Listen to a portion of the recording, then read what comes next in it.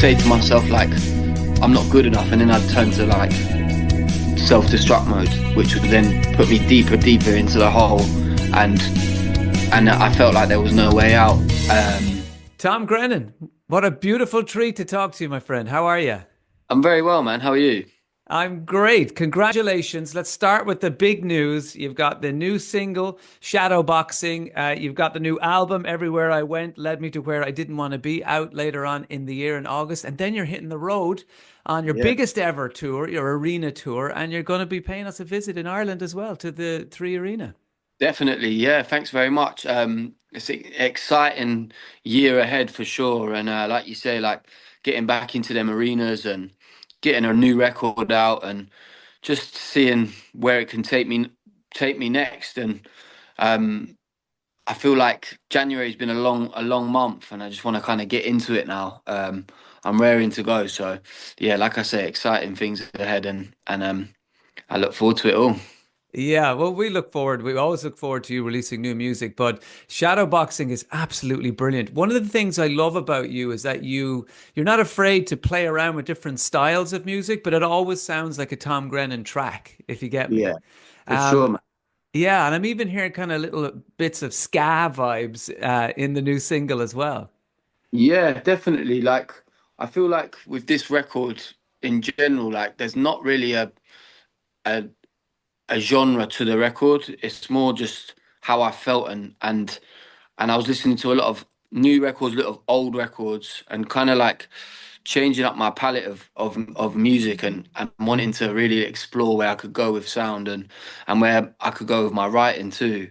And I feel like shadowboxing, like you say, it's got that essence of pop in it, but then it's got some ska vibe maybe. It's Mhm. also got like just it's a different sound. I don't really know what it is, but it's something. And it's definitely got like a obviously a catchy hook to it too, but with a real deeper meaning to it throughout the verses. So Mm. I'm excited for people to kind of open up the book, and start listening, and getting their ears and minds to work with what I'm talking about, and what I really wanted to say in the music, you know? Yeah, I want to get into the meaning behind the track in a minute, but when you were saying, what kind of a sound is, what kind of a song it is, for me, when I heard it, it's one of those songs where you just want to put your hand in the air and point at whoever is That's playing it.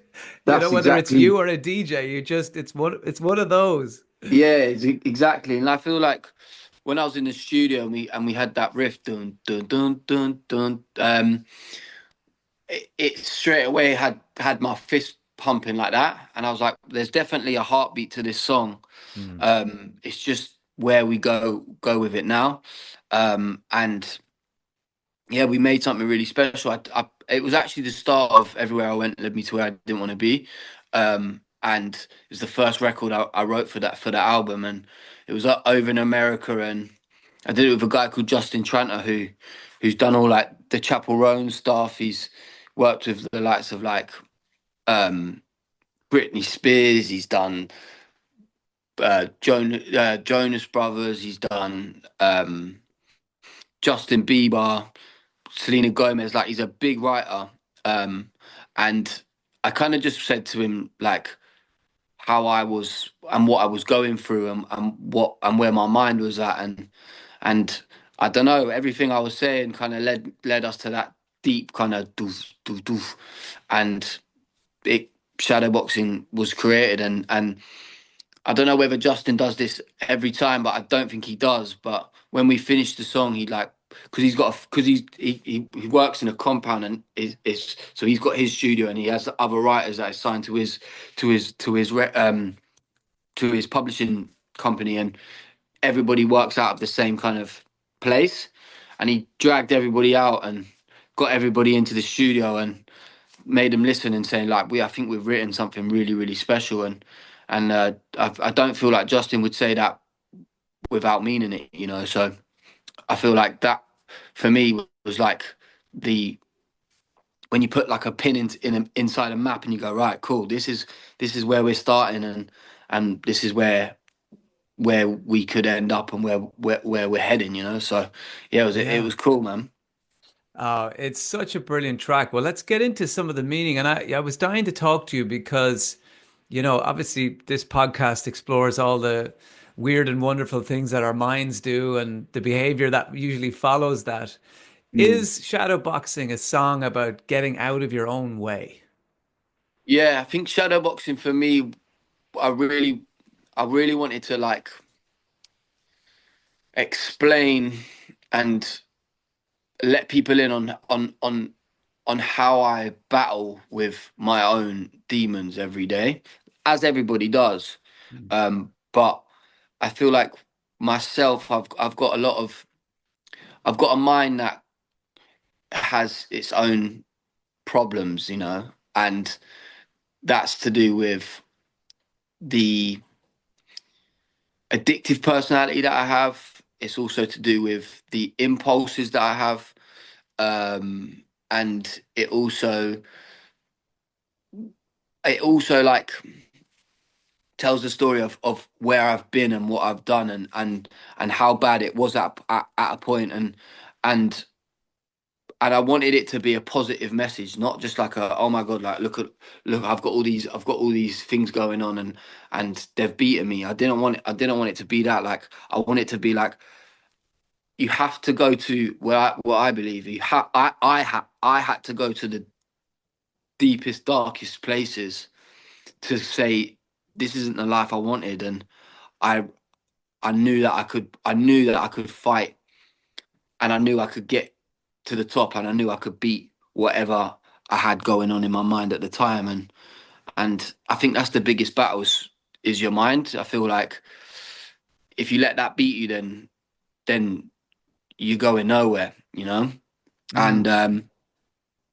yeah, it like I say, it has that positive message of you have to go to them places to be a champion, really. So yeah, Um, I think you talking about this stuff can really help people, particularly young men. yeah, Blokes, we're slower to reach out for help. yeah, I talk about bits of it in my own show where, women are just quicker to gravitate towards help. If they go to the doctor and the doctor says, how long have you been feeling this? And a woman will say, "Oh, quite a while." And they say, "Oh, yeah, how long's a while?" Maybe a week or two. If a yeah, bloke goes to the doctor and he says, "How long have you been feeling like this?" Quite a while. How long's a while? Since I was 11. yeah, yeah, We tend yeah, to hang on to stuff and wait till we hit crisis and our limbs are falling off before we actually go, okay, maybe I'll reach out here. yeah, How did those, when you say battle in your mind, is it negative thoughts? Is it a voice in your head telling you you're not good enough or it's going to fail, or what were yeah. you experiencing? I think all the above, really. I think the voice in my head. I think the feeling of I'm not good enough is definitely up there.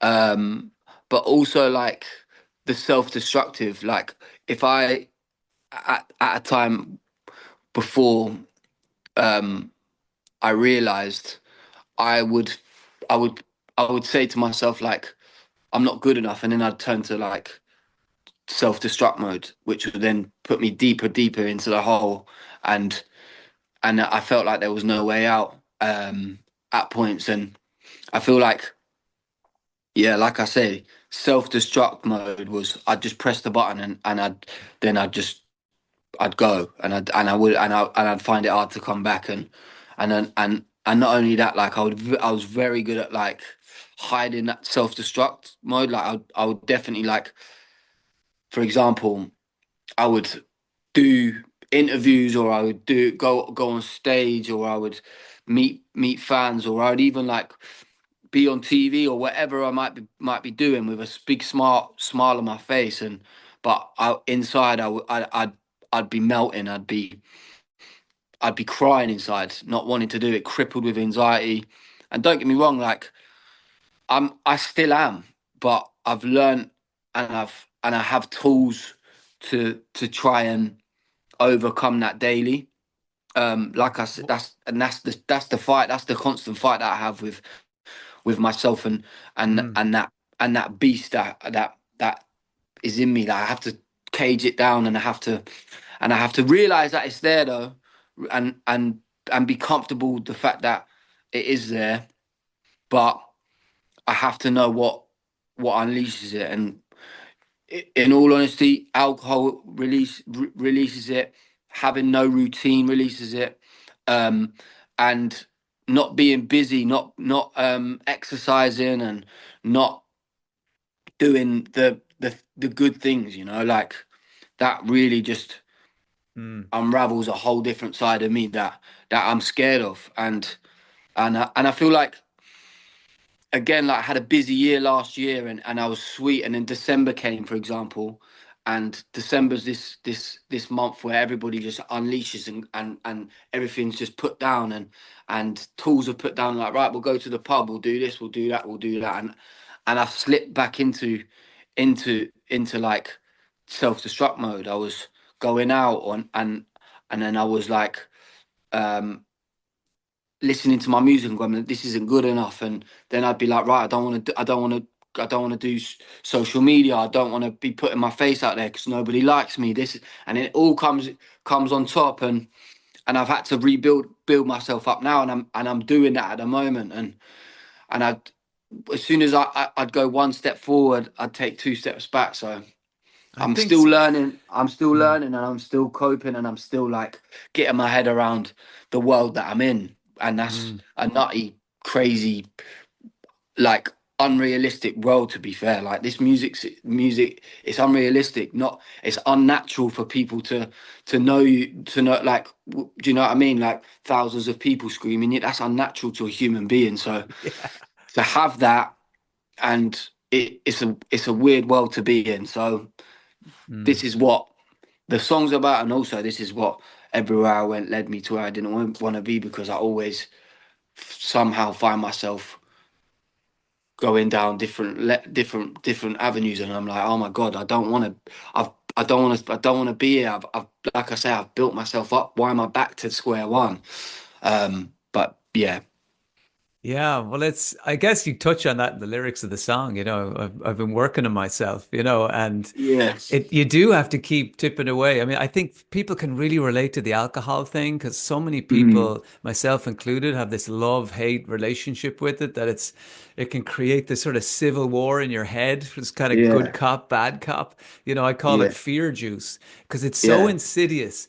Like it's not as if you just have a night of a few beers and suddenly you're a different person. It's a no, slow burn and it just creeps in and slowly you creeps in. realize I always think I'm kind of like 27% more frightened about everything when I'm drinking. You Oh, know, definitely, man. Like it just increases the fear and the self-doubt, doesn't it?